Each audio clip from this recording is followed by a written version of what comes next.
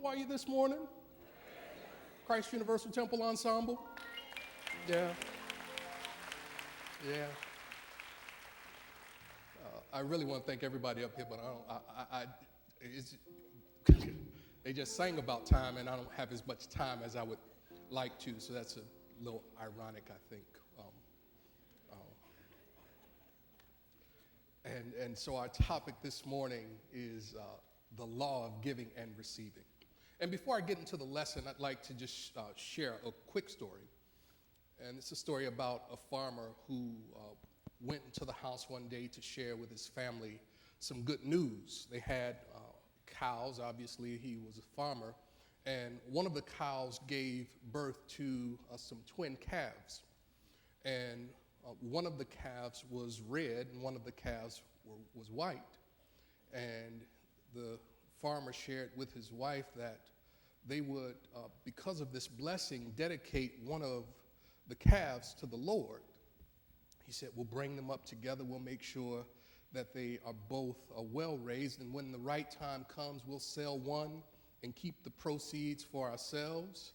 And we'll sell the other and give the proceeds to the Lord's work.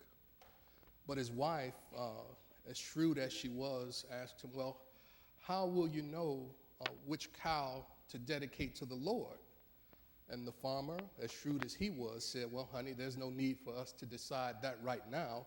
When the right time comes, we'll know. We'll just raise them both the same way. We'll treat them the same way. And when the time comes, we'll absolutely know. A few days later, one of the calves died. The farmer came into the kitchen and shared the disappointing news with his family. He said, well, I've got some bad news. The Lord's calf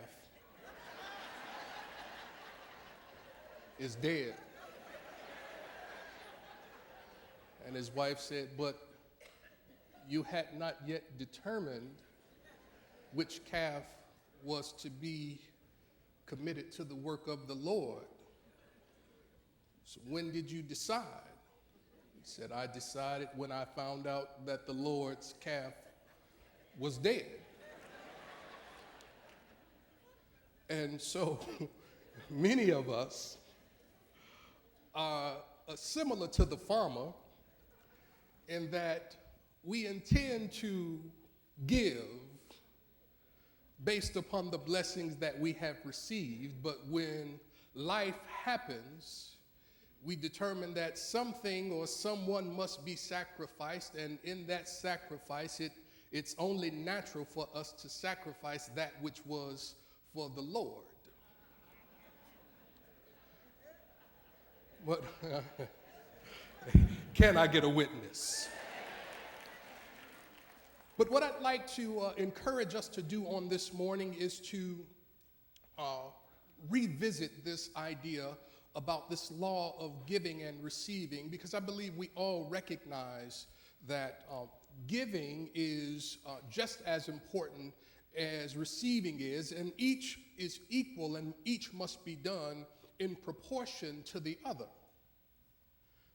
But sometimes when we begin to talk about giving can be a touchy subject, particularly in a church setting.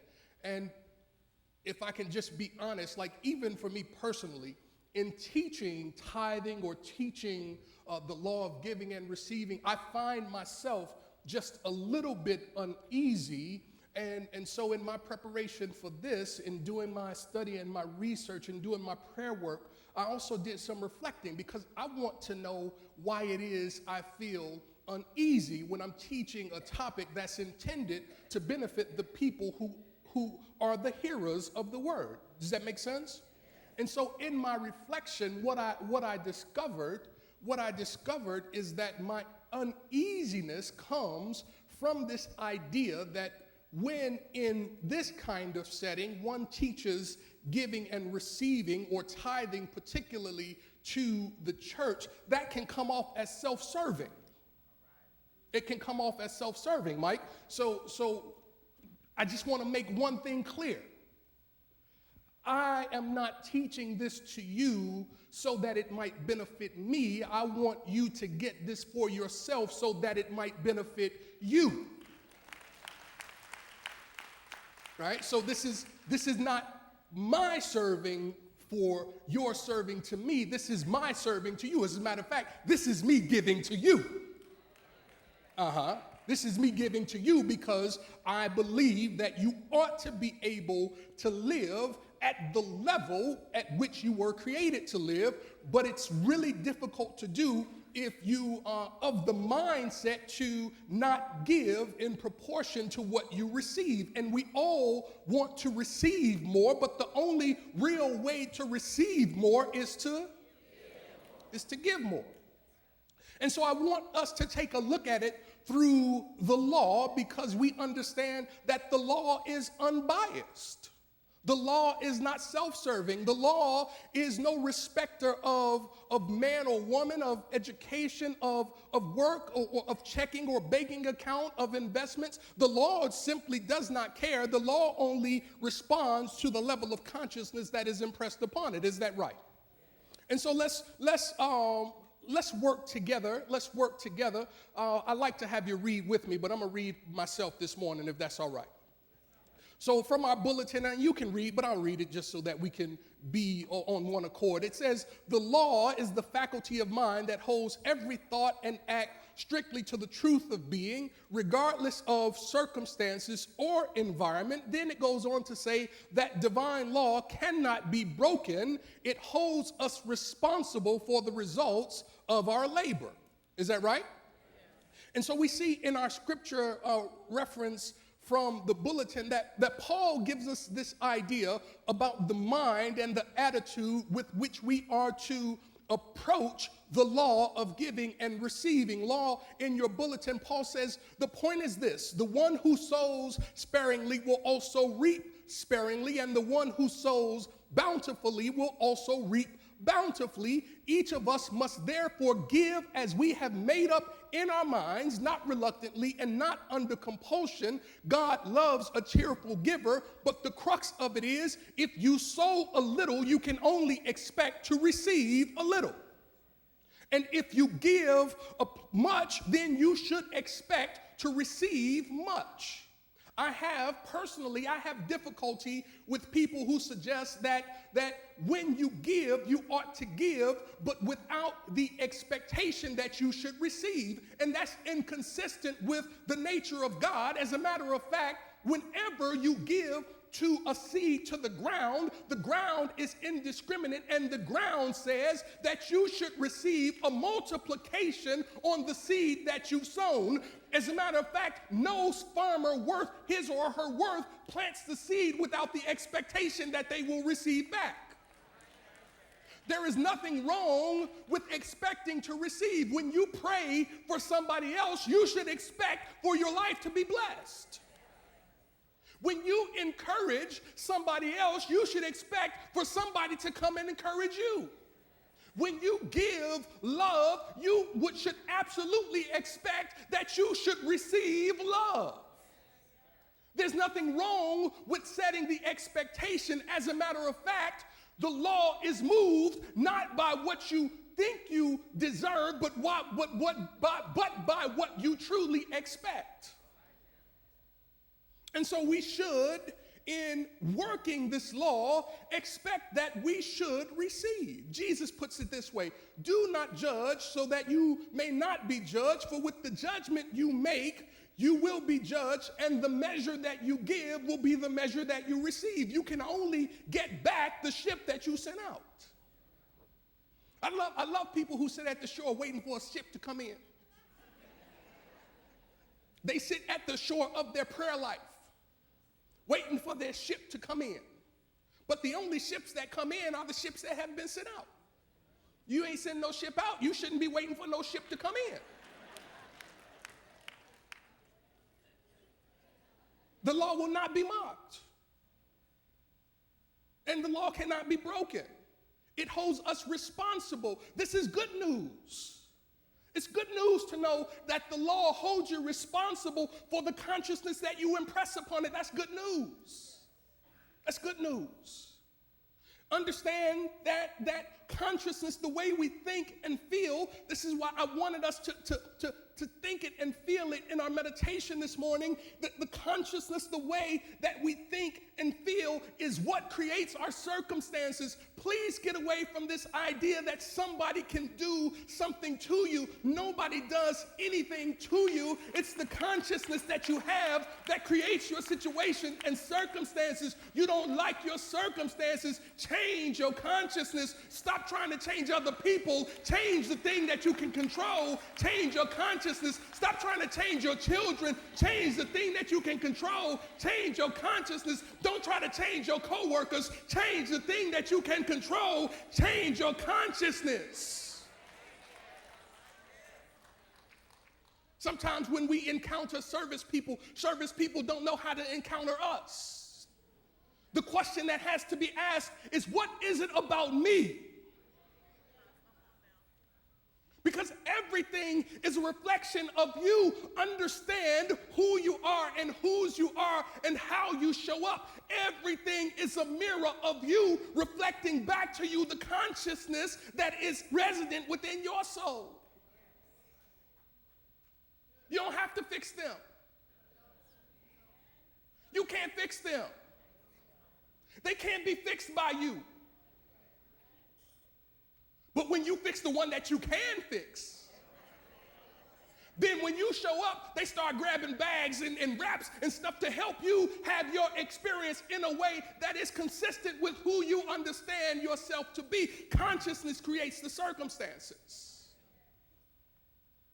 And giving is a fundamental spiritual law. Put this in your notes. Giving is a fundamental spiritual law, meaning you don't simply give to get, you give to bless because you understand spiritual law. There are different levels of the game.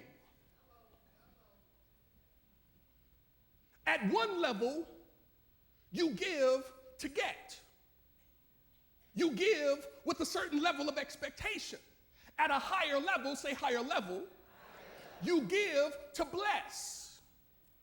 Now, when you give to bless, you understand the power by which you give is not your own power, but it is the power of that which is working within you, which you absolutely are. So the farmer plants the seed, but it's that which you are that multiplies the seed. Oh, yeah, I just gave you something right there. DJ Khaled, major key. I just gave you a major key right there.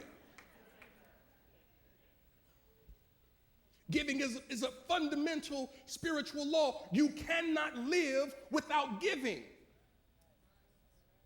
Just like you inhale, come on now, say it louder. The people next to you didn't hear it. Just like you inhale, you exhale.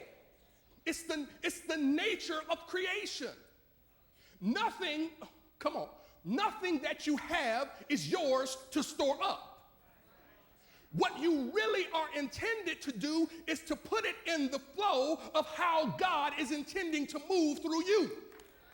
See, when you sit down on it, like when you're in church and you feel the Spirit in the place and you feel like for some reason you have to sit down on it, what I want you to realize is that you're sitting down on the flow of your healing. Your healing is present for you, but if you can't feel the flow of the Spirit, you can miss it. The way that you get your pocketbook open is to be in the flow of what God is doing in that moment. And so when it's flowing, you don't want to be closed because you don't like how somebody sounds. You want to be open so that it can flow through you so that you can get what's yours by right of consciousness. Does that make sense? You don't come to a place like this to spectate. You come to a place like this to give so that you might receive. This is how you leave out of here a different way and a new being. You should never come to a place like this and leave the same way you came. I don't care who's speaking. I don't care who's singing. I don't care what's going on. You should always be transformed by a place like this. And that will be your experience if you come to give. But if you just come to take, oh, sing to me, entertain me, I'm a tither, play for me. No, you come recognizing that giving, LB, is a spiritual law. And so you come into this place turned on by your spirit. Hey. Don't come here waiting for somebody to turn you on. Come turned on. You want healing to be moving through your house before you come to church. You want prosperity to be flowing through your space before you come to church. You got to show up turned on. Don't come here waiting for somebody to turn you on. Come on, baby, light my fire. Bring your own fire with you. Bring the own spirit of the living God with you. Wait for somebody to give you something you already got. It's not working because you're not giving it. And they told me to smile.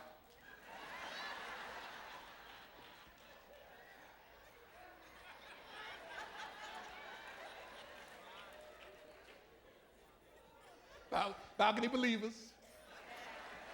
They told me to smile. It's after smile, boy.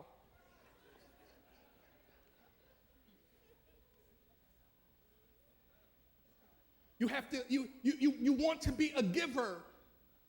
You want to be a giver. You were called forth to be a giver. You must prove the law of action. See, giving at its core is not related to your personal inclination or the applied pressure. See, we teach it so that you can get it. But nobody should ever have to beat you over the head with the bat called learn how to give. On some real talk stuff, it's really how you create the space for increase in your life. You have to be a giver. You have to be a giver. You have to be a giver. The 1390 inspiration of the day. You know why I do that? Because I'm trying to give. I'm trying to give so much. I'm trying to give so much. I'm trying to spread it everywhere. I want seeds everywhere. I want seeds of truth everywhere so that they might get it. Yeah? But so that when it's time for my harvest, everywhere I look, there are seeds that I have planted. Like, I don't want to look for my good. I want it to stand out. Like, bro, you can't miss me. I'm your good. When it's time for me to go to the banking account of healing, I want to be able to walk right in the space and have it smack me right in the face. God is your health. You can't be sick.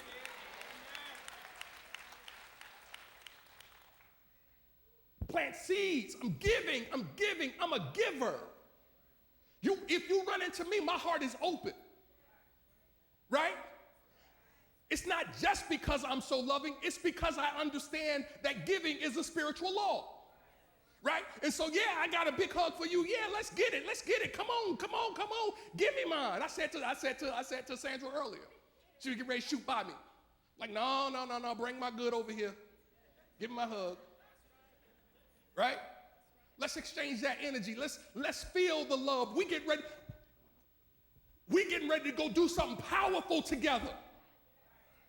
There are people in this room who need something. I want us to be ready so that you can get what you need.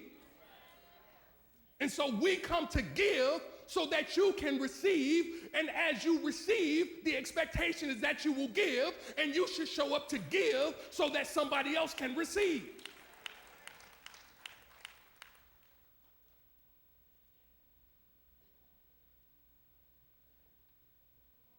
The second point on the bulletin says, the law of giving and receiving To realize and maintain divine order, substance must have both an inlet and an outlet in consciousness. It must be kept moving. It says substance is the divine idea of the underlying reality of all things. It says that substance is everywhere present, pervading all things and inspiring those things to action.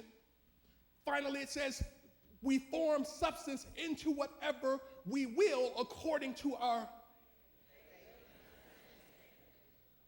E.V. Ingraham said this. He said, the more necessary an element is to the sustaining of life, the more there is of it. I love this. The more necessary an element is to the sustaining of life, the more there is of it, the easier it is to contact, and the more impossible it is for anyone to separate you from it. Let me show you what he means. The more essential the element is, the more available it is. Who needs air? Look at how much of it there is. So much that when you take your inhalation, the person next to you does not lose anything because there is more than enough of this essential element for you to have plenty to spare and to share, and for your neighbor to have plenty to spare and to share. Substance is the same way.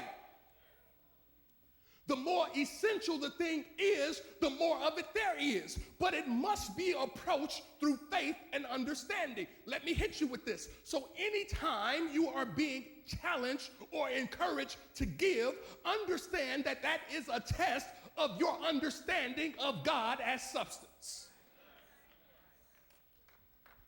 It's a test of your understanding of God as substance. When we understand God as substance, then we can give out of the awareness of our understanding of substance, not the substance that has manifested itself. See, there's a difference between manifested and unmanifested substance. Your manifested substance is limited. The chair that you sit on, for the time that it is in the form of a chair, will be nothing more than a chair. But the idea that is being powered by substance in your head for what you're going to have for dinner could be anything. Some people have the idea of chili. Some people have the idea of steak.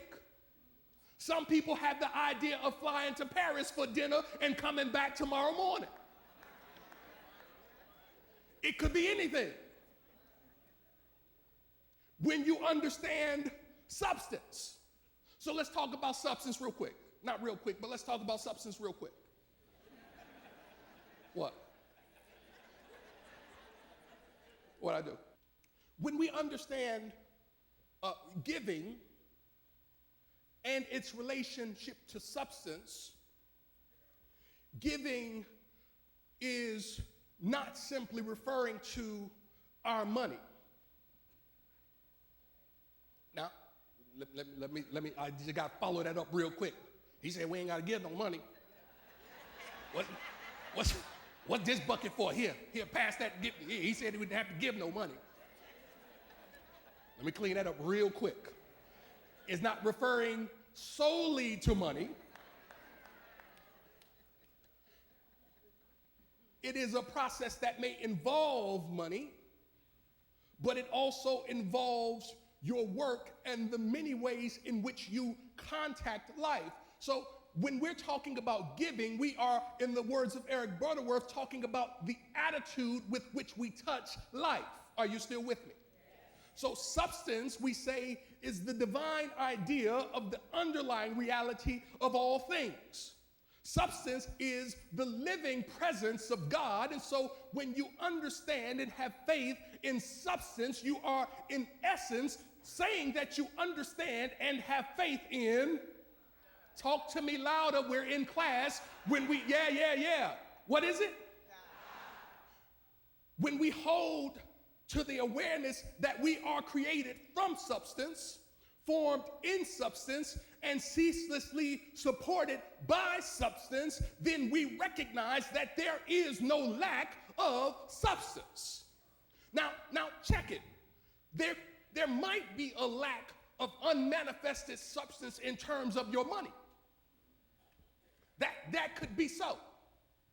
But there is no lack of substance back of the idea of money. Are you still with me?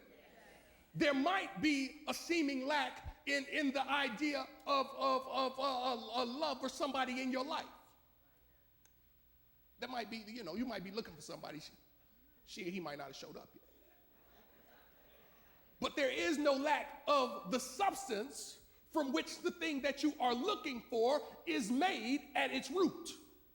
See, so what we must understand is not the thing as it appears, but the thing as it is in truth. So what am I saying? I'm saying when we understand substance, we recognize that we cannot approach this divine essence through our five senses. Many of us are too involved in the way that it looks, or the way that it feels, or the way that it smells, or the way that it tastes. We take our cue from the senses.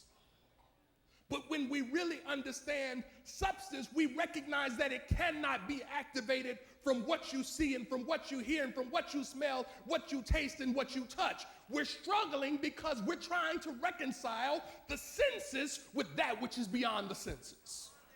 The scripture says it this way: spiritual things must be spiritually discerned. And God is so smart that he made the spiritual essence to be the very same as your spiritual essence. So when we lose sight of substance and what it is, we lose sight of ourselves as spiritual beings. I want you to put that in your notes.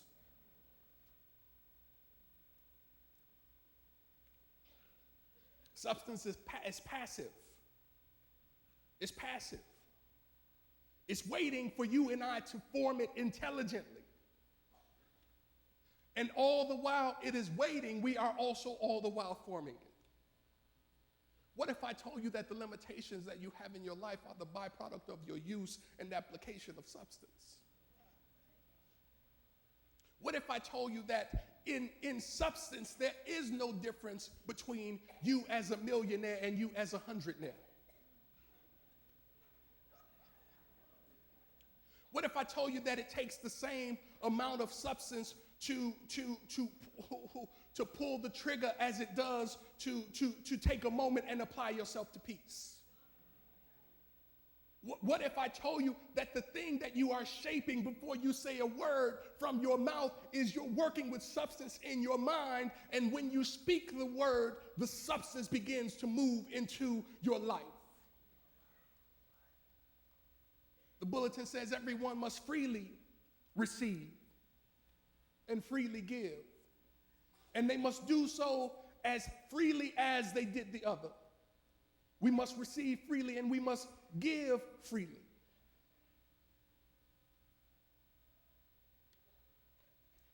It says when we disregard the basic principle of supply, we hinder our realization of divine good. And the readiness to give and the readiness to receive are equally essential. And this can be a challenge for me and my colleagues. I'm talking like second row people, second, third row people. Your teachers, your JCI teachers. Your ushers, your hospitality people. Your prayer ministry people. This can be a challenge for us. Because we become so engrossed with letting ourselves be in the flow of giving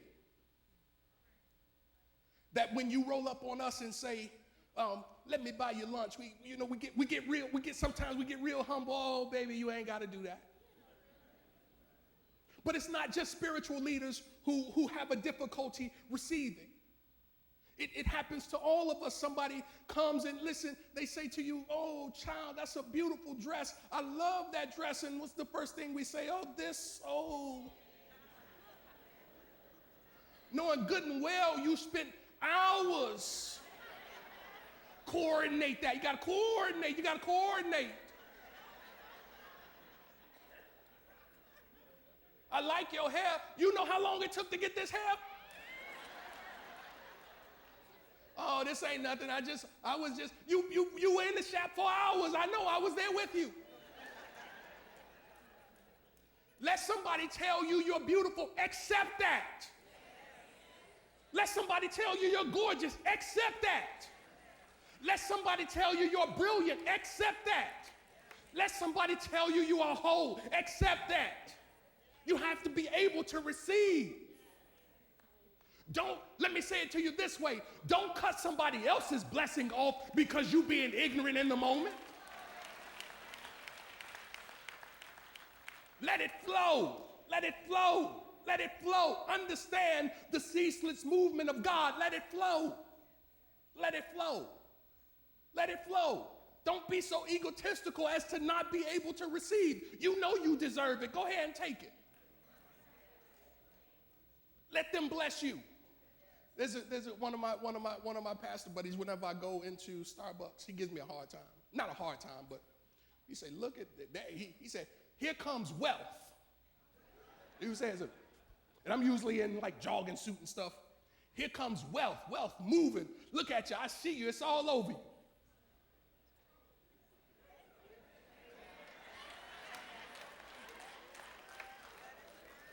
I ain't told him thanks yet. Because I like listen, he is affirming the truth. He's saying to me the same stuff I say to you. And it doesn't matter how he means it. The only thing that matters is how I receive it. And so to him right now, wherever he is, he's probably in his pulpit. Here is from my mouth to your ears. Thank you, my brother. God bless you. I receive the blessing. Here comes wealth. Look at me. I'm wealth, just walking all over the place. Wealth. So much wealth, I don't know how to handle myself. Wealth. Kathy, is so much wealth, I'm losing my mind. Wealth. You get yours, whatever you need, whatever it is, make sure you get yours. Whatever it is, get it.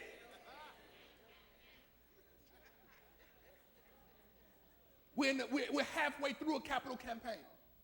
Almost halfway through. I need for those of you who have already said you have the consciousness of give to give through your commitment. I need for you to step your game up. If you made a commitment, I need you to honor your commitment. We're halfway. Now listen, it's 3 years. You can do it however you intend to do it, but I'm saying don't play yourself. You made a commitment, keep your commitment. Honor your commitment. Is that right? Because at the end of the day, here is the thing. This ain't just my church. This is our church. And the more I see what's going on in the world, the clearer it gets to me about what the world needs from us. And so we must freely give and freely receive.